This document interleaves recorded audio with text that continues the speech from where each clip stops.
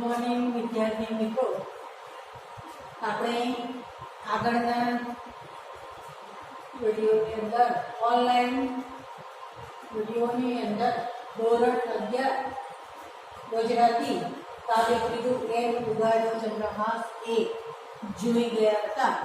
એ આગળના કાવ્યો જે છે એ કાવ્યની અંદર જે અધૂરું કાવ્ય જે છે એ આપણે અહીંયા પૂરું કરીએ છીએ. એ ત્રીજું કાવ્ય જે છે એ અહીંયા આપણે જોઈએ. ધન્ય માત તાત એના વિશે છે કોણે કીધા હશે પુણ્ય, કે જેણે આ ચંદ્રહાસને જન્મ આપ્યો હશે એ માતા પિતા ધન્ય હશે. આ વિષયા જે છે એને જોઈને ખુશ થઈ જાય છે અને મનમાં વિચારે છે કે જે આ ચંદ્રહાસના માતા પિતા હશે એ ધન્ય હશે. ધન્ય માતા તાત એના વિશે એના માતા પિતા જે છે એ ધન્ય હશે. કોણે કીધા હશે પુણ્ય, કે આવા માતા પિતા કોણ છે કે એને ધન્ય છે, કે કેટલા પુણ્ય કર્યા હશે, કોણે તો એવા એના માતા પિતા હશે. તો એના માતા પિતા કોણ હશે કે જેને આવું ફળ પ્રાપ્ત થયું છે. તમે કેવા કષ્ટ બેઠા હશે કે હિમે હાડ ગાળ્યા સુખતા.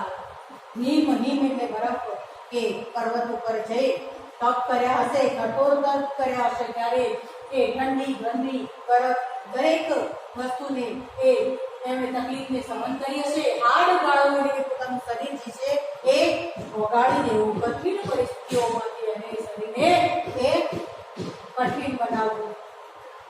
સુખ ટાળ્યા હશે, દરેક પ્રકારના સુખનો એમને ત્યાગ કર્યો છે. તો એવો હશે ત્યારે એમને આવો ભગવાન પુત્ર એ એમને પ્રાપ્ત થયો હશે. જપ તપ વ્રત દેહ દમન એવી તારુની ઘરનાર.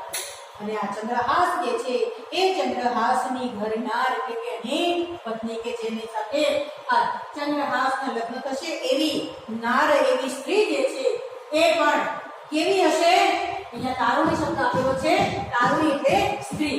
તો કેવી હશે? કે જેણે જપ તપ વ્રત દેહ દમન કર્યા હશે, જેણે હવન કર્યા હશે, જપ તપ કર્યા હશે, વ્રત કર્યા હશે, પુણ્ય કર્યા હશે, એવી સ્ત્રી એની ઘરનાર બનશે. તે નારીનું પરમ ભાગ્ય જેને આવો હશે ઘરનાર. અને જે વ્યક્તિ, જે સ્ત્રીએ જપ તપ વ્રત કર્યા હશે એની ઘરનાર બનશે, એની પત્ની બનશે. અને એ નારી જે છે એ નારી, એ કઈ નારી? કે જેનું ભાગ્ય જે છે એ પરમ ભાગ્ય હશે, નસીબ હશે, સારું નસીબ હશે, જેને આવો ભરથાર પ્રાપ્ત થશે. ભરથાર એટલે એને આવા ચંદ્રહાસ જેવો પતિ પ્રાપ્ત થશે. મેં પાપણીએ પુણ્ય ન કીધું તો ક્યાંતો આવો સ્વામી. એ પોતાની જાતે જ પોતાના મનમાં જ વિચારે છે કે એ પોતાની જાતને જ વિષયા કેવી કહે છે? પાપણી કહે છે. કેમ? કારણ કે એને કોઈ પુણ્ય જપ તપ દેહ દમન વ્રત કશું જ કર્યું નથી. માટે પોતાની જાતને જ કહે છે કે હું પાપણી છું, મેં કોઈ પુણ્ય જપ તપ વ્રત કર્યા નથી. તો ક્યાંતો આવો સ્વામી મળે? ક્યાંથી? તો મને ક્યાંથી આવો સ્વામી, ચંદ્રહાસ જેવો સ્વામી પ્રાપ્ત થાય કે એને મળે? એમ દુઃખ ધરતી આંસુ ભરતી વિષયા શોકને પામી. એમ મનમાં વિચારતી દુઃખી થતી કે દુઃખ ધરતી, પોતાના હૃદયમાં દુઃખ ધરતી, આંસુ ભરતી, આંખમાંથી આંસુ વહેતા અને આ વિષયા શોકને પામી એટલે કે એ પોતાના હૃદયથી દુઃખી થઈ ગઈ. એવી એક કભાઈની કસે કાગળ બંધન રહી. અને એવા જ સમયે જ્યારે દુઃખી હૃદયની હતી એને પાસે હતી ત્યારે એક કભાય એટલે પ્રેરણ, અંગરખું, કે ચંદ્રહાસ જે અંગરખું પહેર્યું હતું એની કસ એટલે દોરી, કાગળ બંધન એટલે બાંધેલું. આ જે ચંદ્રહાસ જે છે એ ચંદ્રહાસે જે પહેરણ પહેર્યું છે, અંગરખું પહેર્યું છે, એની જે દોરી છે એ દોરી સાથે એક કાગળ બાંધેલો દીકરો એટલે જોવા કારણ યોગનાએ તત્ક્ષણ છોડી દીધો જોવા કારણે. શા માટે છોડ્યો? જોવા માટે કે કાગળમાં શું છે. કોણે કાગળ મોકલ્યો છે? યૌવના. યૌવના એટલે સ્ત્રી એ પણ એટલે વિષ્ણુ. તત્ક્ષણ એટલે તરત જ છોડી દીધું. સરનામું અક્ષર તાતના દેખી બાળા મહા સુખ પામી. જે કાગળ જે છે એ કાગળ છોડે છે અને જુએ છે તો એ કાગળની અંદર સરનામું કોનું છે? તાત. તાત એટલે પિતા. કોના તાત? વિષયા. સરનામું અક્ષર તાતના દેખી બાળા મહા સુખ પામી. પોતાના પિતાના અક્ષર અને પોતાનું નામ સરનામું દેખી આ બાળા જે છે એ આનંદિત થઈ જાય છે, એ મહા સુખ પામે છે એટલે આનંદિત થઈ જાય છે. સકે પત્ર લખી મોકલ્યો પિતાએ મુજ સકે. કદાચ પિતાએ જ મારી માટે આ ચંદ્રહાસ વખતે એ પત્ર લખીને મોકલ્યો હશે. સ્વસ્તિત શ્રી કૌતલપુર સ્થાને મદન કુંવર પડ્યો. આગળની અંદર શું લખ્યું છે? કલ્યાણ થાવ શ્રી કૌતલપુર સ્થાનની અંદર મદન નામનો કુંવર, બળવાન કુંવર જે છે એ ત્યાં રહે છે. અહીં ચંદ્રહાસને મોકલ્યો છે તે પત્ર લેજો ગુણવંત. કે આ ચંદ્રહાસ જે છે એ ચંદ્રહાસને મદન પાસે મોકલ્યો છે અને કહ્યું છે કે એની પાસે જે પત્ર જે છે એ તમે લઈ લેજો. રૂપ ન જોશો રંગ ન જોશો ન પૂછશો ઘર સુખ. કાગળ તમારે એની પાસેથી લઈ લેવાનો છે અને એનું રૂપ જે છે તમારે જોવાનું નથી, એનો રંગ કેવો છે જોવાનું નથી, એને કોઈ પ્રશ્ન પૂછવાનો નથી, એ કયા કુળનો એ યુવક જે છે કુંવર છે કે રાજા છે તમારે કશું જ પૂછવાનું નથી. એનો ધર્મ શું છે, એનું કુળ શું છે, એનું નામ શું છે, એનું રૂપ કશું જ તમારે જોવાનું નથી કે કઈ પણ પ્રશ્ન પૂછવાનો નથી. ફક્ત શું કરવાનું છે? મુહૂર્ત ઘટી કોને ન પૂછશો એને વિષ દેજો. કોઈ પણ મુહૂર્ત જોવાનું નથી, કોને પણ પૂછવાનું નથી. મુહૂર્ત ઘટી કોને ન પૂછો. કોઈ પણ જાતનું મુહૂર્ત જોયા સિવાય, કોઈને પૂછ્યા સિવાય તેને વિષ દેજોની પુત્ર. એને શું આપવાનું કહે છે? વિષ આપવાનું કહે છે, ઝેર આપવાનું કહે છે. કોને કહે છે? મદનને કહે છે કે મદનને કહે છે કે કોને આપવાનું છે? ચંદ્રહાસને વિષ આપવાનું કહે છે. વાંચી પત્રને વિષયા બોલી તાને તારે દેવવન ના. ચંદ્રહાસના અંગરખા પર જે પત્ર જે છે એ વિષયા વાંચે છે તે વાંચી પત્રને વિષયા બોલી. એ પત્ર વાંચી અને બોલે છે ત્રાહે ત્રાહે ત્રિભુવનનાથ. હે ત્રિભુવનનો નાથ, ત્રાહે ત્રાહે કે ત્રાહિમામ હે પ્રભુ, ત્રાહિમામ ત્રાહિમામ. કેમ? એ વિષયા જેને બદલે વિષ લખાયું છે એવું એ સમજે છે કે વિષયાને સાથે વિષ લખાયું. સાથે સાથે એટલે બદલામાં. કાગળમાં શું લખેલું હોવું જોઈએ? વિષયા. એને બદલે શું લખાયું? વિષ. બંનેનો અર્થ બદલી જાય છે. વિષયા એટલે કન્યાનું નામ છે અને વિષ એટલે છે. એટલે મનમાં એવું વિચારે છે કે વિષયાને સાથે બદલામાં વિષ લખાયું છે.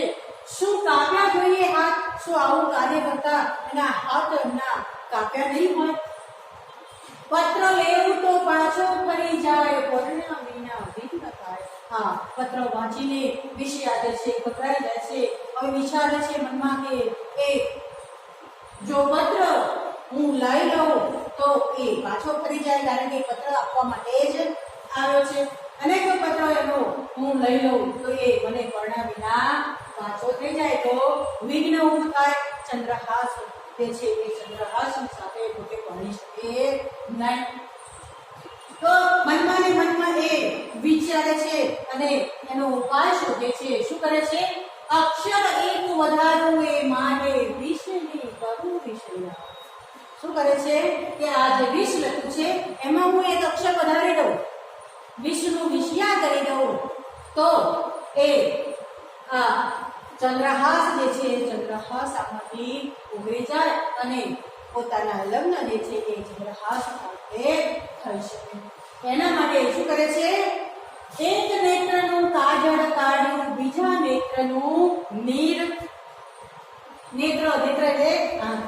એક આંખમાંથી કાજળ, એ મેસ કાજળ જે આંધ્યું છે એ કાઢે છે અને બીજા નેત્રનું નીર એટલે આંસુ, આંખમાંથી આંસુ જે છે એ આંસુનું પાણી લે છે, ટપકું લે છે અને કાજળ લે છે. બંનેને મિક્સ કરે છે અને એક અક્ષર અંદર ઉમેરી દે છે. તરણ્યા વતે લખ્યું તારુણીએ ધરી હૃદયા મધ્યે. એ પોતાના હૃદયમાં ધરી હૃદયા મધ્યે, ધીર એટલે ધીરજ, પોતાના હૃદયમાં ધીરજ રાખી શાંતિથી એણે એક આંખમાંથી કાજળ લીધું, બીજા આંખમાંથી ધીરે આંસુ લીધું અને કર્ણા વડે, એક તણખું એક સળકડા વડે એ વતે લખ્યું તારુણીએ. તારુણી એટલે સ્ત્રી વિશ્વયા, આ વિષયાએ. નારદ કહે સાંભળ રે અર્જુન કરતા કરતા અવિનાશી. કે બ્રહ્મને કહે છે કે હે અર્જુન તું સાંભળ, કરતા કરતા કોણ છે? ઈશ્વર છે, અવિનાશી છે, જેનો વિનાશ ન થાય એવો છે, અવિનાશી છે. એ આપણે એને જે કરવું હોય એ જ કરે છે, એટલે કે એને જે વ્યક્તિને જીવાડવું હોય એને જીવાડે છે. માટે કહેવાય છે કે જેને રામ રાખે તેને પણ ચાખે. એટલે કે ચંદ્રહાસ જે છે એ ચંદ્રહાસનું મૃત્યુ અત્યારે નક્કી નથી, માટે ગમે તે એ બચી જાય છે. માટે નારદ કહે છે કે નારદ કહે સાંભળ તું અર્જુન, કરતા હતા અવિનાશી છે, જ્યારે પ્રભુ ઈચ્છે ત્યારે જ વ્યક્તિનું મૃત્યુ થાય.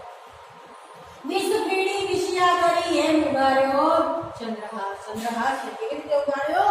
વિષનું નામ જે છે એ કાઢી એમાં એક અક્ષર ઉમેરી વિષયા કરી નાખ્યું અને એ ચંદ્રહાસને ઉગાડી લીધો. પત્ર ફરી બાંધ્યું પ્રેમદાયે, જળ ભરતી તે નેણ. પોતે આ પત્ર જે છે એ પત્રમાં એણે એક અક્ષર ઉમેર્યો છે, હૃદયમાં ધીરજતા રાખી છે અને ફરી પાછો આ પત્ર જે છે એ ફરી એ ચંદ્રહાસનું જે અંદરનું જે છે એ કસ જે છે દોરી છે એ દોરીની સાથે બાંધી દે છે. પ્રેમદાય, પ્રેમદાય એટલે પ્રેમ આપનારી સ્ત્રી. જળ ભરતી તે નેણ, નેણ એટલે પણ આંખો.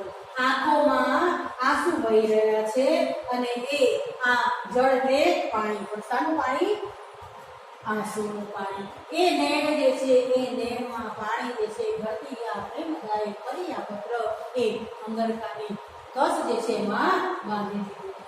ઉઠી અબળા ચાલી ક્યાંથી મૂકે કહેતી વેણ. અબળા એટલે પણ સ્ત્રી એટલે વિષયા. આ વિષયા જે છે ચંદ્રહાસ પાસેથી ક્યાંથી ઉઠે છે અને ચાલીને ક્યાંથી નીકળે છે અને મુખે કહેતી વેણ, ત્યાંથી જતા જતા મુખમાંથી એ વેણ બોલતી જાય છે. કયા વેણ બોલે છે? ઘેર જઈને વાટ જોઉં છું, તાવડા તમુ આવતું. એ ચંદ્રહાસ પાસેથી ઉઠીને એ ઘર તરફ જાય છે, પણ ઉઠતા ઉઠતા બે વેણ બોલતી જાય છે કે ઘેર જઈને વાટ જોઉં છું. કોની વાટ જોવે છે? ચંદ્રહાસની. કે હું ઘેર જઈને વાટ જોઉં છું, ઉતાવળા તમો આવો, તમે ઝડપથી ઉતાવળા ઉતાવળા ઘરે આવો. મદનભાઈને મળજો સ્વામી, પત્ર લખ્યું તે લાવો. અને આવીને કોને મળજો? મદનભાઈને. મદન ત્યાંનો મંત્રી છે, એ મંત્રીને તે મદનભાઈને મળજો, કારણ કે વિષયા જે છે એ વિષયાને એ ભાઈ તરીકે એને રાખે છે. મદન જે છે એનો ભાઈ બનાવે છે, માટે કહે છે કે મદનભાઈને મળજો સ્વામી, પત્ર લખ્યું તે લાવો. તો એની પાસે જે પત્ર જે છે એ પત્રની અંદર એને 20 વિષયા કરી દીધું છે, એ પત્ર લઈને તમે આવો. હવે છેલ્લે બે પંક્તિ જે છે એ બે પંક્તિની વલણ અહીંયા આપેલું છે. કોઈ પણ આખ્યાનકાર જે છે કરવામાં જ્યારે કોઈ પણ કાવ્ય રચે છે ત્યારે મેં છેલ્લા બે પંક્તિની અંદર વલણ આપે છે, એનો સારાંશ આપે છે. પત્ર લખ્યું તે લાવો સ્વામી, એમ કહી વિષયા વળે. આ વિષયા જે છે એ શું કહે છે? પત્ર લખ્યું તે લાવો સ્વામી, એમ કહી વિષયા વળે. આ ચંદ્રહાસને સ્વામી કહે છે, કારણ કે વિષયા જે છે એને મનથી વળી ચૂકી છે. એ ચંદ્રહાસ સાથે એને લગ્ન કરવાના છે, એને પરણવાનું છે, માટે એને સ્વામી તરીકે એને સ્વીકારી લીધા છે. પત્ર લખ્યું તે લાવો સ્વામી એમ કહી વિષયા વળી રે. વિષયા જે છે ફરી પોતાના ઘર તરફ વળે છે. થર થર ધ્રુજે ને કાંઈ ન સૂજે, સખી જ્યાં સ્વામી મળે. કારણ કે આ પત્ર જુએ છે, ખુલે છે, એ વાંચે છે, વિષયાને બદલે વિષ લખે છે, પોતાની જાતે એને સુધારે છે, ફરી પાછું આ પત્ર ત્યાં બાંધી દે છે. એટલે આ બધું ચિત્ર જે ત્યારે યાદ કરતી આ જોઈને એ થર થર ધ્રુજે છે. કારણ કે આ કાગળ જે છે, આ પત્ર જે છે એના પિતાએ મોકલ્યો છે, માટે થર થર ધ્રુજે છે. એને કાંઈ સૂચતું નથી. એને દોડતી દોડતી પોતાના ઘર તરફ જાય છે, ત્યારે એને સામું કોણ મળે છે? સખી મળી. જ્યાં સ્વામી મળે રે, સખી અને સ્વામી મળે છે અને એની સાથે પોતાને ઘેર જાય છે. એમ ગાયો ચંદ્રહાસ કે આ ચંદ્રહાસને એ દુષ્ટ બુદ્ધિ રાજાએ એને મારવાનો પ્રયાસ કર્યો હતો, કપટ રચ્યું હતું, પણ ચંદ્રહાસ જે છે એ આમાંથી એ કપટમાંથી એને ઉગરી જાય છે, બચી જાય છે. એટલે કહેવત છે જેને રામ રાખે તેને કોણ ચાખે. જે વ્યક્તિનું જે દિવસે મૃત્યુ લખાયેલું છે એ જ દિવસે એનું મૃત્યુ થાય છે, એ પહેલા કે પછી ત્યારે એનું મૃત્યુ થતું નથી. તો પ્રભુ જે છે એ આ સૃષ્ટિનો કરતા કરતા છે, અવિનાશી જે છે, એના સિવાય એની મરજી સિવાય મનુષ્ય કશું જ કરી શકતો નથી. કાવ્ય પૂરું.